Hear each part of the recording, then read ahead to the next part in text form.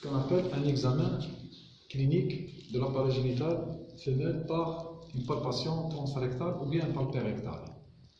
Automatiquement, il faut toujours faire ce qu'on appelle un examen clinique général pour pouvoir procéder après à l'examen clinique spécial de l'appareil génital. Une fois l'examen clinique général a été fait, on procède à l'examen clinique donc spécial de l'appareil génital. Bien sûr, notre vache, elle est contentionnée, son propriétaire, elle est présent. Vous avez pris toute précaution donc, pour pouvoir vous protéger et vous entamez votre examen. Le port des gants, lubrification des gants. Bien sûr, si votre train postérieur dans la région de l'anus, la vulvaire, elle est souillée, etc., vous procédez à un nettoyage. Sinon, vous procédez directement à l'introduction après lubrification, aussi bien des gants que de la partie anale aussi. Vous lubrifiez. L'introduction, elle se fait de préférence avec des mains donc en forme de crâne ou en forme de bec d'oiseau, avec des mouvements qu'on pousse vers l'avant sous forme de pronation, supination ou à la semi-rotation. En douceur, il faut travailler toujours en douceur avec calme. Donc la première des choses, comme ici dans mon cas, l'anus n'est pas fixé, donc je vais faire introduire ma main dans le rectum. Voilà, de cette manière, je suis dans le rectum. Une fois que je suis dans le rectum, si mon rectum il est plein, je vais essayer la première fois d'essayer de ce qu'on appelle une vidange automatique qui se fait avec un petit massage sur la partie de la lumière interne du rectum, de l'ampoule rectale, et je vais donc retirer ma main en douceur et attendre ma main orale quelques dizaines de secondes. Il va déféquer automatiquement, dans la majorité des cas, qui va dépasser les 90%, l'animal fait sa défécation automatique. Sinon, dans la proportion qui reste, je vais faire une vidange manuelle. Cette vidange manuelle se fait par le biais d'un raclage, un petit raclage. Ce petit raclage, il faut toujours veiller à éviter ce qu'on appelle l'atteinte du rectum par une rectophagie. La rectophagie, c'est une phagie, c'est avaler, manger quelque chose, mais ici on procède, on veut dire manger de l'air. Donc la rectophagie, c'est l'accumulation de l'air dans le rectum. Si c'est mauvais, donc il faut l'éviter.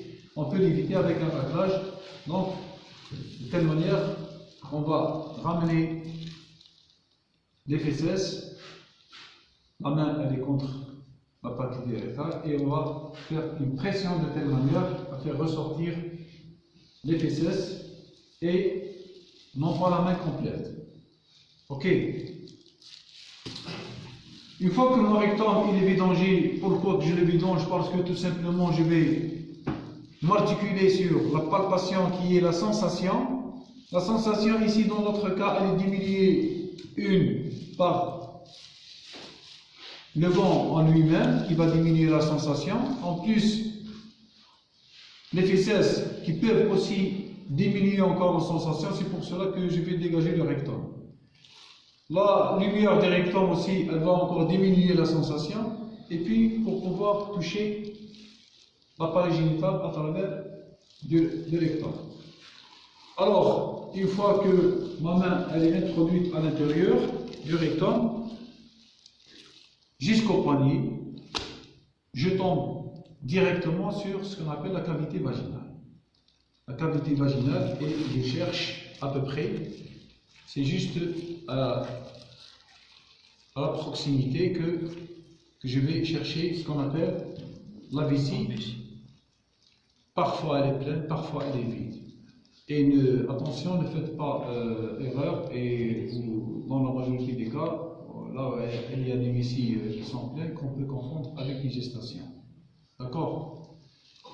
Dans ce cas, je vais directement vers la fin du vagin pour pouvoir saisir l'entrée du col.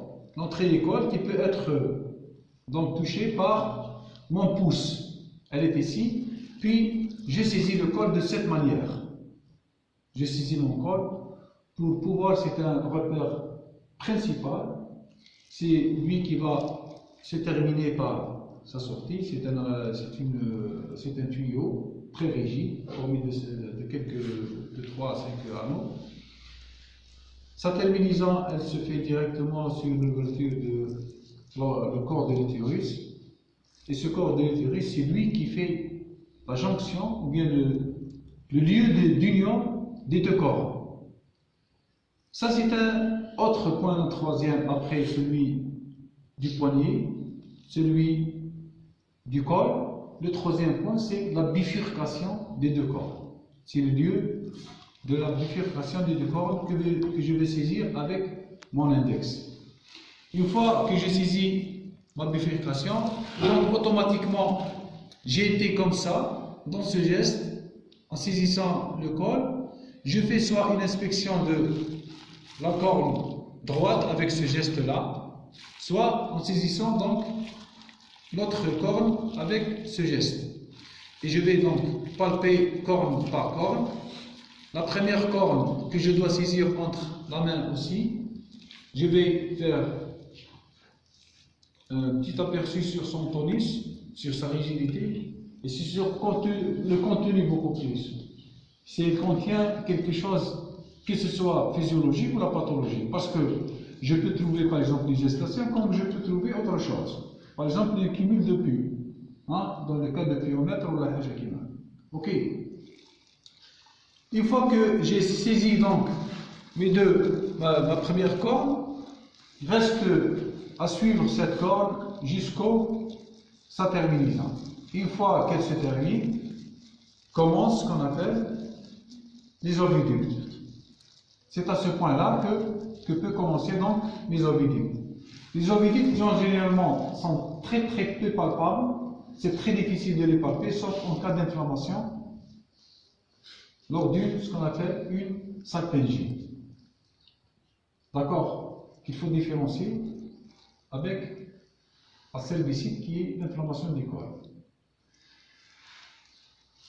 La chose qui est importante ici, c'est que je dois aussi aller plus loin pour pouvoir palper et trouver ce qu'on appelle des ovaires, qui sont très importants, qui peuvent donner indices et indications sur l'état physiologique ou pathologique, beaucoup plus du tractus génital.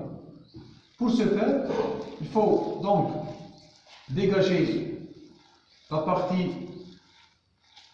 du col de telle manière où je vais la palper de cette manière-là. Donc je suis ici, je fais ça, je dégage et je cherche la partie qui est en forme d'un caillou, d'une boule qui est bombée, et je vais la saisir entre le pouce et l'index. Et le majeur plutôt. L'index et le majeur. Avec cela. L'index et le majeur. Je la saisis de cette manière et je la palpe avec mon pouce.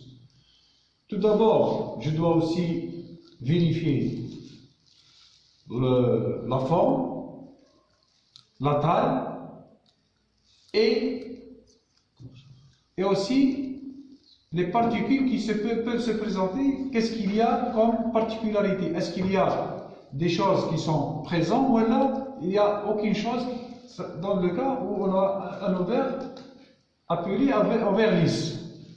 Et si je vois bien qu'il y a des formations, cette formation que je peux donc bien palper avec mon pouce, je vois bien qu'il y a une présence d'un corps jaune bien délimité et bien apparent. Alors, une fois que je suis devant un corps jaune, je dois donc sélectionner ce corps jaune. Dans quelle position je dois le mettre? Est-ce qu'il s'agit d'un corps jaune gestatif? Est-ce qu'il s'agit d'un corps jaune cyclique, est-ce qu'il s'agit d'un corps jaune persistant? Ça, qu'on va parler tout à l'heure sur ce point. Ok. De la même manière, je reviens vers mon col, je tiens le col, je saisis ma portion qui est la bifurcation et je procède de la même manière vers la deuxième corde. Je saisis ma corde, je vois la symétrie des deux cordes, elles sont symétriques, elles sont asymétriques, etc., etc. Il y a des formations, des malformations, des déformations, un contenu, non contenu, etc., etc. Tonicité, rigidité, flasque, non flasque, tout ça, je le mets dans ma tête. Je dégage encore pour pouvoir voir donc la terminaison. Alors, je termine. Je vais voir aussi s'il y a un problème d'oviducte, une inflammation ou non. Apparemment, il n'y a pas de problème. Je dégage pour pouvoir dégager encore mon ovaire de telle manière où je vais saisir avec ma main et toujours c'est un point, un corps qui est particulier. Je le saisis encore de la même manière. Dans ce cas aussi, je vérifie la taille, je vérifie la forme et je vérifie aussi la présence de certaines particularités. Ici, il est un peu différent par rapport au premier ovaire que j'ai fait. Il y a quand même des rugosités à des élévations. Il n'est pas lisse, il est fonctionnel aussi. Donc, dans ce cas, je suis en train de sentir quelque chose qui est sous pression.